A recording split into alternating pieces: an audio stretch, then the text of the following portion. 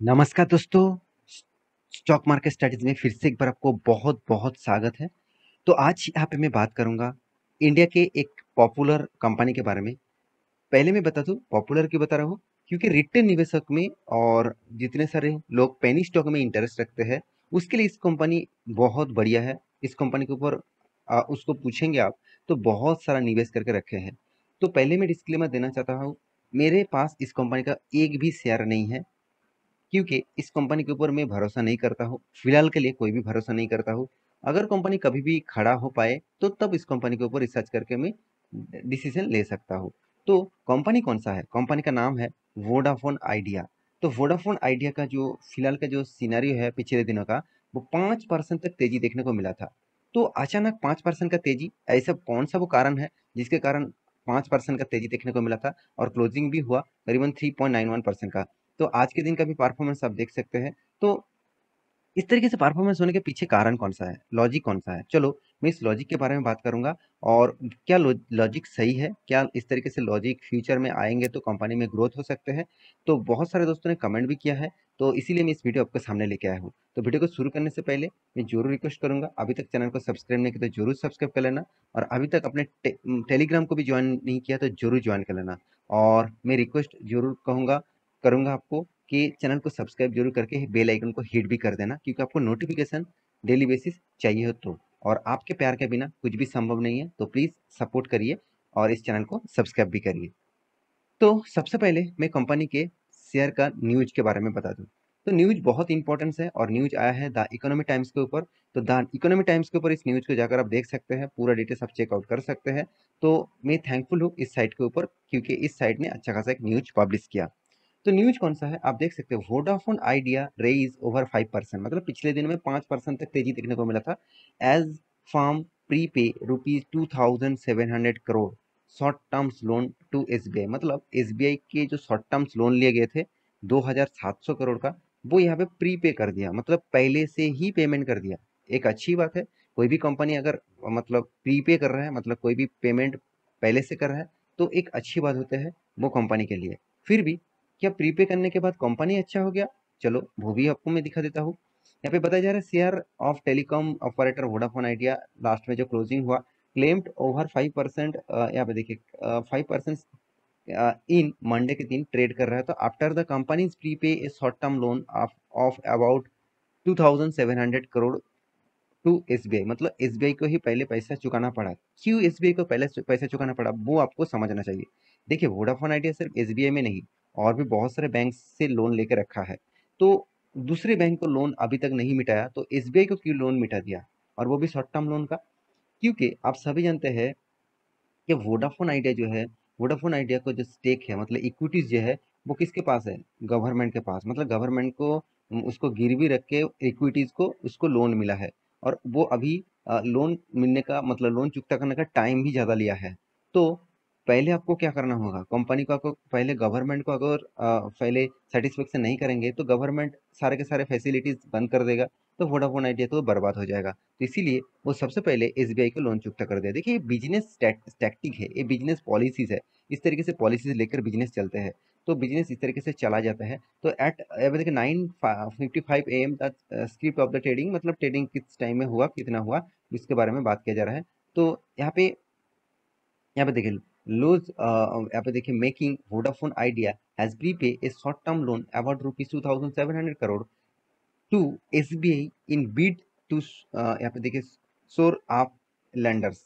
तो कंपनी की जो मतलब यहाँ पे मतलब फंडिंग देने लेने का कारण कौन सा था? देखिए confidence as the urgently seek fresh bank fund to tip up equities supply deal for 5G network, मतलब कंपनी कोशिश कर रहा है 5G नेटवर्क ले आने के लिए, और उसके लिए उसको फंडिंग का बहुत ज़्यादा ज़रूरत है।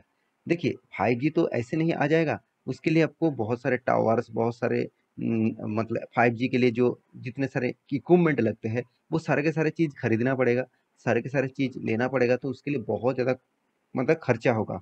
वो खर्चा अभी वोडाफोन आइडिया खुद कर नहीं सकते, क्योंकि उसके पास पैसा भी नहीं है, साथ ही साथ कंपनी बहुत बुरी तरीके से कर्जे में डूबे हुए हैं, तो इसको फंडिंग का जरूरत है। तो इसीलिए कंपनी ने क्या किया, 5G and also clear some of its near 15,000 crore टेड पेबल। मतलब कंपनी धीरे धीरे जितने सारे बैंक से लोन लिए, जितने सारे लोगों के पास लोन लिए थे, वो धीरे धीरे क्या कर रहे हैं, यहाँ पे पैसा चुकता कर रहे हैं। यहाँ पे देखिए कंप्रेजिंग ड्यूज टू टावर, यहाँ पे देखिए कंपनीज नेटवर्क, यहाँ पे देखिए gear Vodafone and other suppliers.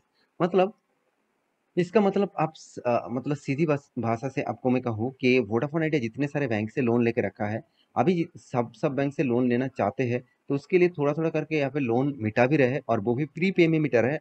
अगर उसका प्री पे में मिटाने से कुछ अच्छा होता है, बैंक का एक क्रेडिट स्कोर उसको मिलता है, तो उसको फिर से लोन मिलने का चांसेस होगा, और वो 5G के ऊपर काम कर सकते हैं। मुझे नहीं लगता इस तरीके से कर्जे लेने वाला कंपनी के ऊपर उसको लोन मिल जाएगा। तो बाकी तो आप फ्यूचर में देख पाएंगे ही इस तरीके से काम होगा और क्या क्या होने वाला है।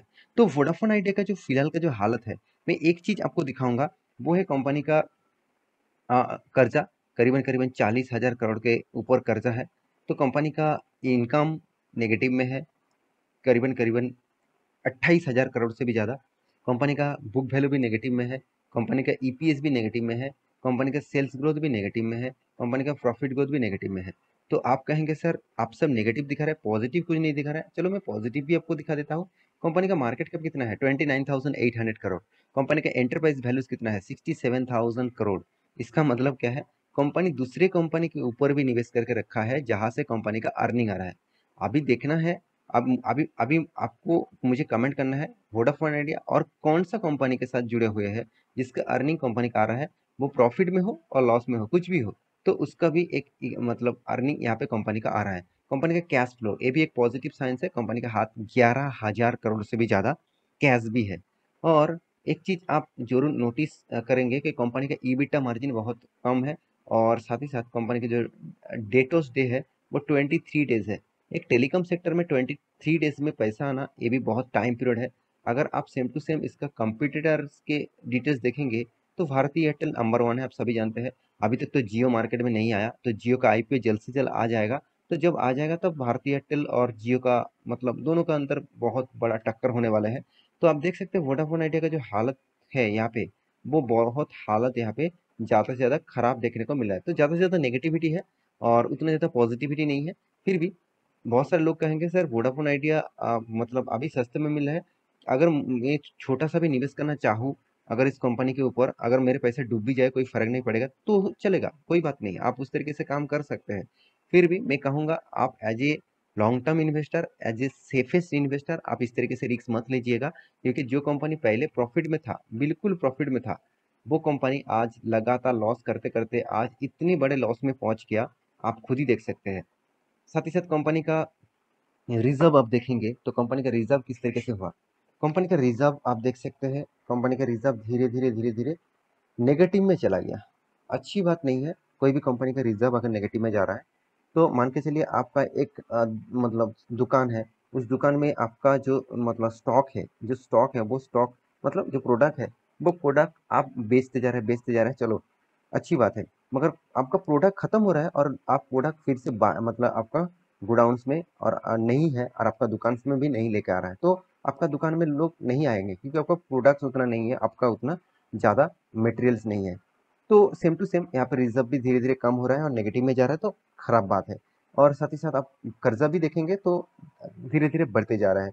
और इन्वेस्टर के बारे में बात करूँ तो इन्वेस्टर उतना भरोसा नहीं करते हैं, छोटा मोटा निवेश करके रखा इन्वेस्टर ने, एफ ने, और पब्लिक ने भी देखा जाए तो अच्छा खासा माल उठा के रखा, क्योंकि प्रोमोटर के पास ही 74.99% होल्डिंग है। बहुत सारे लोगों के मन में ये भी मतलब कमेंट में आया है, ये भी कंफ्यूजन है, सर क्या मतलब प्रोमोटर के पास तो 72% होल्डिंग था, अभी 74.99 मतलब अराउंड 75% तक होल्डिंग है, तो क्या मुझे अभी इस कंपनी के ऊपर बने रहना चाहिए, क्योंकि प्रोमोटर खुद खुद की हिस्सेदारी बढ़ा रहा है। देखिए आपको मैं जरूर कहूंगा, आप स्मार्ट इन्वेस्टर है, आपको लग रहा है कि लॉसेस कंपनी प्रॉफिट में जा सकते हैं, तो आप जरूर बने रहिए। अगर आपको लग रहा है, नहीं लग रहा है कि इस कंपनी फिर से खड़ा नहीं हो पाएंगे, तो आप एग्जिट हो सकते हैं, ये आपके हाथ में है। एंटर होना एग्जिट होना आपके हाथ में होगा, मेरे काम कंपनी के बारे में डिटेल्स देना। तो कंपनी के बारे में चार्ट पैटर्न के बारे में बात करूं, तो कंपनी देखिए लगातार आपको एक ही लेवल में दिखेगा। अगर मैं चार्ट पैटर्न को छोटा कर दूं, तो सारे डेटा क्लियर हो जाएगा। देखिए हालत देखिए, सिर्फ हालत देखिए किस तरीके से स्टॉक में गिरावट हुआ है, कहाँ से कहाँ आ गया। कंपनी जो कंपनी करीबन करीबन 200 के ऊपर चल रहा था, वो कंपनी गिरते गिरते गिरते गिरते एकदम 10 रुपये तक आ गया। तो सोचिए कितने बड़े क्रैश कंपनी आपने दिखाया है। तो ये था कंपनी का डिटेल्स। तो आपके पास इस कंपनी की हिस्सेदारी है तो मुझे जरूर कमेंट करना, और आप निवेश करना चाहते हैं तो भी मुझे कमेंट करना। तो मिलते हैं इसी तरीके से नया स्टॉक लेके, तब तक के लिए अच्छे से रहिए, अपने ख्याल रखिए, बाय बाय।